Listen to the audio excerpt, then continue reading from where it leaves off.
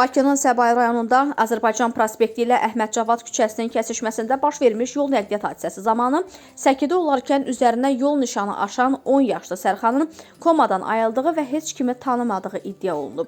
Oxuaza daxil olan məlumatda iddia edilib ki, Sərxan ayılsa da heç kimi tanımır və bədəninin bəzi hissələrini hərəkət etdirə bilmir.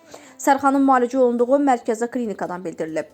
Xəstəmiz 7 gündür ayıq vəziyyətdə müşahidə olunur. Şuuru açıqdır, verilən göstərişlərə əməl edir və ətraf mühitlə əlaqəsi mövcuddur. Fizioterapiya və reabilitasiya prosesi başlanıb. Xəstənin reanimasiyaya ehtiyacı qalmayıb. Bu səbəbdən reanimasiya şöbəsindən çıxarılaraq palataya köçürülüb. Palatada fizioterapiya və reabilitasiya məşqləri davam etdirilir.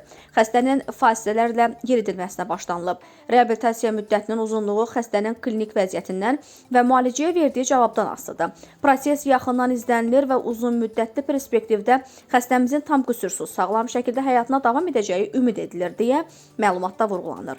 Xatırladaq ki, hadisə dekabrın 25-də Bakının Azərbaycan prospekti ilə Əhməd Cavad küçəsinin kəsişməsində baş verib.